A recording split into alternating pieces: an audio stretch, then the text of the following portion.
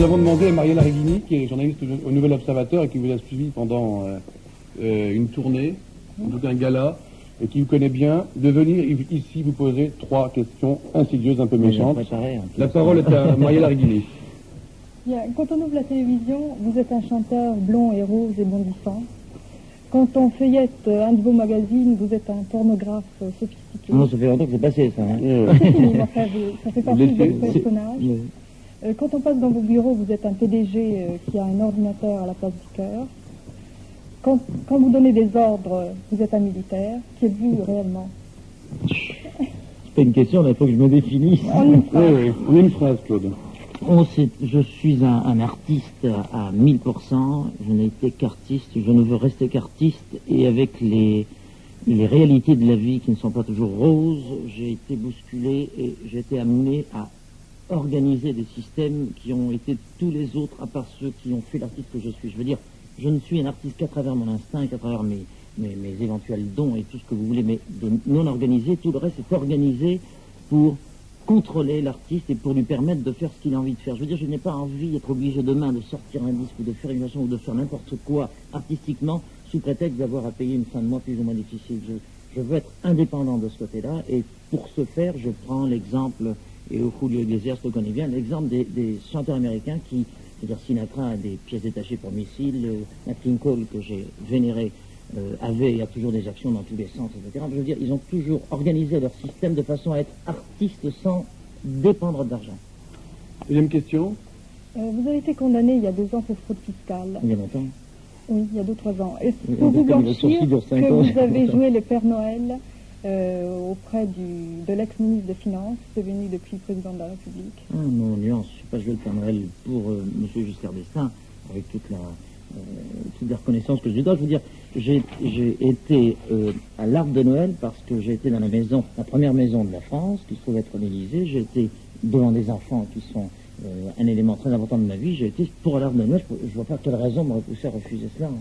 Mettez-vous à ma place. C'est lui peut-être qui aurait dû avoir des raisons de ne pas m'inviter, mais depuis le moment que j'ai été invité, j'ai répondu à l'appel. Je suis un oriental. Je ne sais répondre non quand on m'invite. Troisième question, Mariella Reghini. Oui, je voudrais savoir s'il n'est pas trop exténuant de jouer l'adolescent depuis 30 ans. J'exagère à peine. Côté âge, de nouveau? Non. Pas côté âge. Dans les paroles des chansons, dans le s'adresser aux adolescents, côté âge aussi. Non, je veux dire, j'ai l'âge de... Parce que ma mère aussi, qui est une femme qui est née en 1910 et qui a donc 66 ans, joue l'adolescente toujours. Je veux dire, c'est sa nature qui est comme ça. Elle aime pas les émissions tristes, elle aime les chanteurs qui bougent, elle aime tout ce qui est vie. Elle aime ça, c'est une nature, je crois que c'est là-dedans, ça se passe. C'est pas une question de physique. Je me dirais bien que question physique, je m'en sors bien quand même. Est-ce qu'il y a trucage? Hein? Pas du tout, chérie. Tu peux regarder ce niveau. Quatrième question pour moi, effectivement, qui rejoint celle de Mariella Reghini. Claude François, on a l'impression que les fans qui vous entourent, vous les supportez très bien, et on a quelquefois aussi l'impression que vous les demandez. Ça veut dire que vous créez autour de vous un espèce de... C'est fou, c'est quand même la France. On se pose des tas de questions là où il ne faudrait pas s'en poser, et on ne se pose pas là où il faudrait s'en poser. Il n'y a pas de questions à se poser de ce côté. Il y a toujours cette espèce de doute. Il y a réussite, donc il y a doute, donc il y a truc. Je veux dire, c'est pas vrai, c'est pas nécessairement vrai, en tout cas. Ça arrive, bien sûr, comme partout ailleurs. On ne doit pas rechercher toujours ce côté-là. Je ne sais pas si ça vous rassure, vous qui le recherchez, ou si ça rassure ceux qui le lisent, ce que vous avez recherché pour eux. Mais je veux dire, je ne crois pas qu'il y ait des trucages systématiques. Je parle au nom de tout le monde, et pas nécessairement dans le show business, mais je veux dire dans la réussite en général. Socialement, aux États-Unis, prendre le contre-pied. Quand quelqu'un a réussi, on dit donc c'est un type bien, parce qu'il s'est cassé un peu la tête, il a réussi. Ici, en France, dès qu'il a réussi, on dit ah, douteux, il doit avoir une combine, etc. Je crois pas. Je crois qu'il faut d'abord un petit peu faire des efforts, et puis on y arrive. Et puis vous parliez des fans. Enfin, je veux dire, imaginez que je puisse les organiser, c'est difficile quand même. Qu'est-ce que vous voudrez que je fasse, que je les paye ou... C'est impossible. Je suis un homme d'affaires, j'y aurais pensé un peu plus tôt. Claude François, on va revenir aux États-Unis et se tourner vers un symbole sexuel, et on reviendra d'ailleurs sur le thème de la sexualité. Alors quand même, si vous n'avez pas l'impression, on a vu tout à l'heure les Claudettes dans un déshabillé très élégant. Vous avez une danse qui est assez attirante, je veux dire, pour les jeunes filles qui vous regardent dans un gala ou à la télévision. Est-ce que vous avez l'impression d'être en plus que le dieu du rythme et de la gaieté, comme le disait donc cette fan qui nous avait écrit? Est-ce que vous êtes aussi un symbole sexuel, Claude François?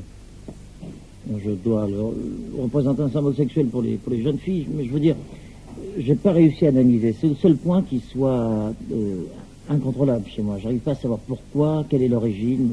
Certaines c'est la chanson, d'autres c'est la solitude, car elles ont aussi une forme de solitude. Et chez les jeunes filles en général de 13, 14 à 18, 20 ans, on est solitaire, on est seul, on a l'impression d'être délaissé, etc., sauf quelques exceptions. Donc ces filles rabattent leur solitude, enfin leur besoin de tendresse ou d'amour ou d'imagination quelconque sur des êtres publics personnalisés d'une façon trop précise, enfin sur en général des exemples, des symboles, quels qu'ils soient, un chanteur par exemple. Mais dans le sens de la sexualité, il doit y en avoir aussi. Mais quand je reparle de la sexualité des Claudettes, quand j'ai composé, car c'est quelque chose d'organisé, les Claudettes, c'est parce que dans ma tête en tout cas, je peux m'être trompé, mais l'avenir m'a prouvé que je ne m'étais pas trop trompé sans en avoir de preuve absolue. Quand je chantais et que les gens venaient me voir, j'étais seul les premières années, j'avais Claudette depuis 10-11 ans, donc les 3-4 premières années, je chantais, il y avait des hommes, il y avait des garçons. Ils étaient mal à l'aise quand ils venaient me voir, parce qu'il y avait ce côté, quoi, tu vas voir Claude François, t'es pas une fille. Alors j'ai dit, il faut que je leur trouve une raison de venir me voir, parce qu'au fond de même, ils m'aiment beaucoup, et qu'ils ne veulent pas le dire, parce qu'il y a ce côté français. Comment, à ton âge, tu vas pas... Je trouve que c'est un côté mauvais, on n'est pas libre. Aux États-Unis, par exemple, les gens sont libres, on peut aimer ce qu'on veut, comme on veut, où on veut, etc. Là-bas, c'est le côté, tu n'as pas le droit d'aimer Claude François, ou alors le mari, je viens pour ma petite fille, ou l'agent de police, je voudrais un autographe, c'est pour ma fille, c'est pas pour moi. Le côté, s'excuser avant même de me demander un autographe. Et quand je signe l'autographe, le temps qu'il pense à autre chose, que je lui dise quel prénom, il me dit Georges. Car en fait, c'était pour lui. Je veux dire, ça lui a échappé. Et pour trouver cette complémentarité, je me suis dit, bon, je suis un homme, il faut que j'ai donc des filles autour de moi pour qu'ils aient l'excuse de venir voir les filles, qu'en plus ça soit une excuse agréable parce qu'elles sont agréables à regarder, que ça représente quelque chose de positif. Pas trop, pour pas créer la jalousie auprès des femmes. Non, pas trop.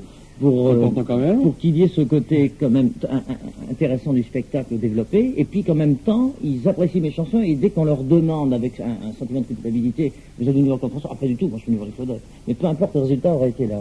Je les ai imaginés dans ce sens-là. Bien, nous allons presque conclure de cette conférence avant de retrouver